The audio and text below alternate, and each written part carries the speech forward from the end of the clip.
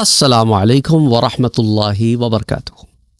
آپ سوچ رہے ہوں گے کہ سعد بھائی ماسک کیوں لگائے ہوا ہے، کووڈ-19 تو چلا گیا ہے یا ہے تو ضرورت نہیں ہے کہ آپ کی طبیعت ٹھیک ہے۔ الحمدللہ ثم الحمدللہ میری طبیعت ٹھیک ہے، لیکن ایک میسج ہے جو میں آج آپ تک پہنچانا چاہتا ہوں، اسی لیے میں نے ماسک لگایا ہے۔ کل ہم نے ایک درس ریلیز کیا تھا زہد کے اوپر، اور اس میں میں نے یہ بتایا تھا کہ زاہد اور راہب میں فرق ہے۔ وہ میں آپ کو ایکسپلین کرتا ہوں اور ساتھ ساتھ یہ بھی بتاتا ہوں کہ یہ کیوں لگایا ہوا ہے۔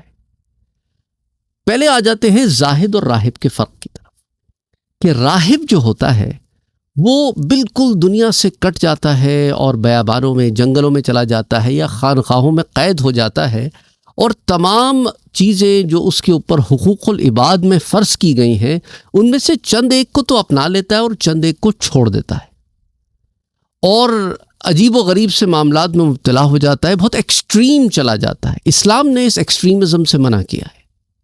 اور زاہد وہ ہوتا ہے جو اس دنیا میں اپنے تمام فرائض پورے کرتا ہے، شادی بھی کرے گا، بچے بھی ہوں گے، ماں باپ کا بھی خیال رکھے گا، دیگر رشتہ داروں کا بھی خیال رکھے گا، دوست احباب کے ساتھ معاملے، نوکری کرے گا، ہو سکتا ہے ایگزیکٹو وائس پریزیڈنٹ بن جائے، سی او پریزیڈنٹ بن جائے، ہو سکتا ہے اپنا بزنس کرے اور بہت امیر کبیر آدمی ہو، ملینئر ہو، بلینئر ہو، لیکن زاہد ہوگا، کیونکہ زہدانیت جو ہے وہ آپ کو دنیا میں ترقی کرنے سے منع نہیں کرتی۔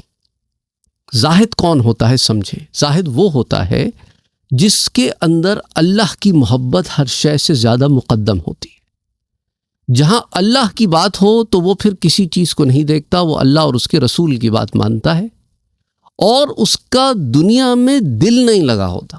دنیا میں اسی کا دل نہیں لگا ہوگا جسے رب سے محبت ہوگی۔ ٹھیک ہوگی بات؟ تو رب سے محبت کا تقاضا یہ نہیں ہے کہ تم غربت میں چلے جاؤ، اس بات کو سمجھیں۔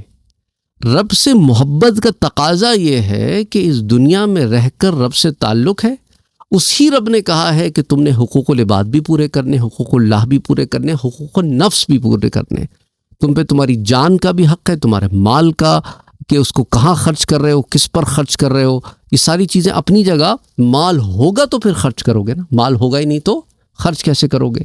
اچھا، اگر مال نہیں ہو، اس چیز کی ترغیب ہوتی تو حضرت عثمان غنی نہ ہوتے جنہوں نے 100 اونٹ ڈونیٹ کر دیے۔ یہی تو زہدانیت ہے کہ مال کثیر ہے، پر جب بات اللہ اور اس کے رسول کی آئی تو کھڑے کھڑے 100 اونٹ ڈونیٹ کر دیے۔ جب قحط پڑا ایک پیسہ نہیں لیا، جبکہ تاجر در پہ کھڑے ہیں کہ حضرت عثمان ہم آپ کو 3 ٹائمز دے دیتے ہیں، 4 ٹائمز دے دیتے ہیں، 2 ٹائمز دے دیتے ہیں، جو بھی ہے، جس کی جو استطاعت تھی۔ حضرت عثمان نے کہا میں نے اس سے سودا کیا ہے جو کم سے کم 10 گنا دیتا ہے، یعنی اللہ سبحانہ وتعالی ہر نیکی کے بدلے کم سے کم 10 گنا دیتا ہے۔ تو حضرت عثمان نے سارے کے سارا غلہ جو مدینے میں آیا تھا قحط سالی کے زمانے میں ڈونیٹ کر دیا۔ اس سے پہلے بھی آپ کی بہت ساری ڈونیشنز ہیں، چاہے غزوہ تبوک ہو یا بیر عثمان ہو، وہ کنواں جسے حضرت عثمان نے لے کے وقف کر دیا تھا۔ تو کہنے کا مقصد ہے کہ مال ہوگا تو وقف کرو گے نا۔ عبد الرحمن ابن عوف رضی اللہ تعالیٰ عنہ بہت بڑے تاجر ہیں، حضرت ابوبکر صدیق رضی اللہ تعالیٰ عنہ بے انتہا آپ کے پاس اللہ نے دولت دی، لیکن وہ سب کی سب، ساری کی ساری اللہ اور اس کے رسول کے راستے میں لگائی۔ لیکن دولت پھر اس کے بعد یہ نہیں کہ ختم ہو گئی، اپنے معاملے چلتے رہے، تجارت چلتی رہی۔ اسی طرح آپ دیکھیں کہ حضرت عمر رضی اللہ تعالیٰ عنہ وہ بھی تاجر ہیں۔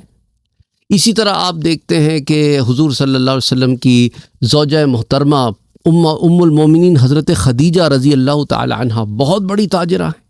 حضور صلی اللہ علیہ وسلم نے خود تجارت کی اور دگنا منافع لے کے آئے۔ تو اگر کسی کے ذہن میں یہ کانسیپٹ ہے کہ اسلام کا نام غربت ہے اور نیک ہونے کا مطلب انسان غریب ہو، تو یہ آپ نے گڑمڑ کر دی ہیں 2 چیزیں۔ اسلام نے کبھی ترغیب نہیں دی کہ غربت میں زندگی گزارو، ہاں یہ ترغیب دی ہے کہ ہمیشہ ایک بات کا خیال رکھو کہ اللہ اور اس کے رسول کے معاملے سب سے مقدم ہو۔ تمہیں دنیا میں پڑھ کے ایسا نہ ہو کہ اللہ اور اس کے رسول کے جو تم پر حق ہیں ان میں کوئی کوتاہی کر رہے ہو۔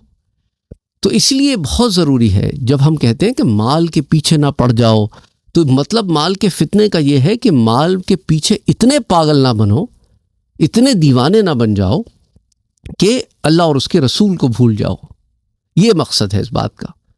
تو کہیں پہ بھی یہ نہیں ہے کہ مال کمانے کو ڈسکریج نہیں کیا گیا، تو یہ بات یاد رکھیں۔ دیکھیں نا، مسجد نبی صلی اللہ علیہ وسلم کی زمین کی خرید مال کے بغیر ہو سکتی تھی، اس کی تعمیر مال کے بغیر ہو سکتی تھی، اور جو دیگر معاملے بعد میں ہوتے رہے اور آج تک ہو رہے ہیں، حرم شریف کی توسیع، مدینہ منورہ کی توسیع۔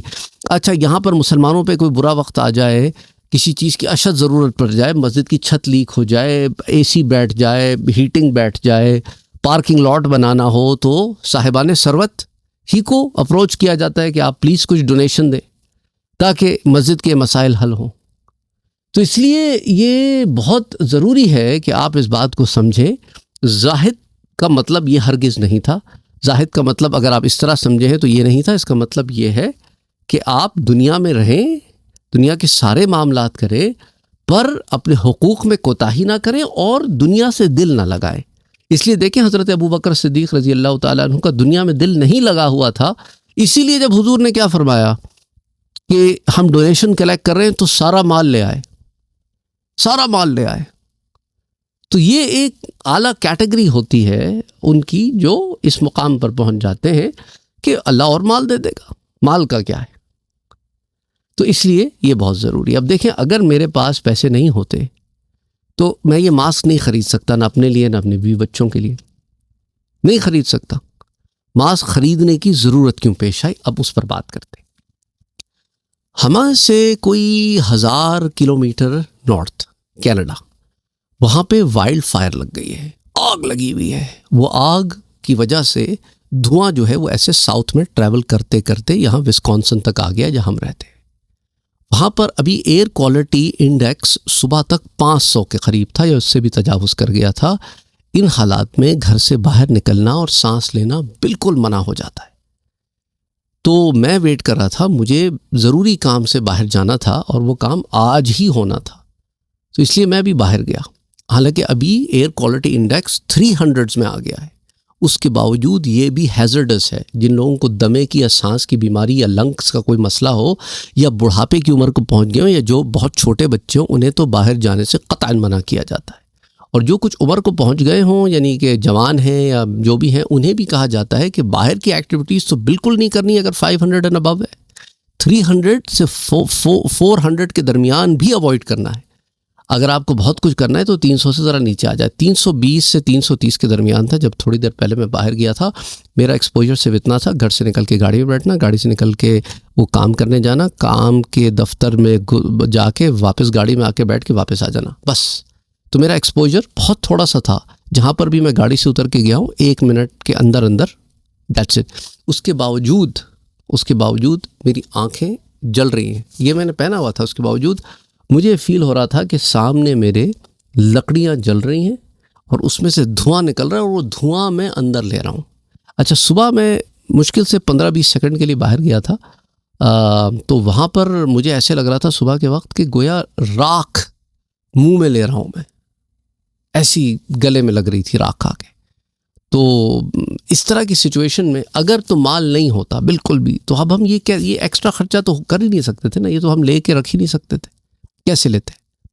تو اس لیے یہ ایک چھوٹی سی اگزامپل آپ کو یہ بتانے کے لیے تھی۔ ابھی بھی آنکھیں میری جل رہی ہیں، but I just wanted to tell you کہ یہ وجہ ہے۔ الحمدللہ ثم الحمدللہ، اللہ نے مکان میں کھڑکی دے دی کہ بند کر لیا، اندر نہیں آ رہا اس کا امپیکٹ۔ کیا کرتے اگر یہ نہ ہوتا تو اس لیے آئی ہوپ کہ آپ کو بات سمجھ میں آ گئی ہو۔ وما علینا الا البلاغ۔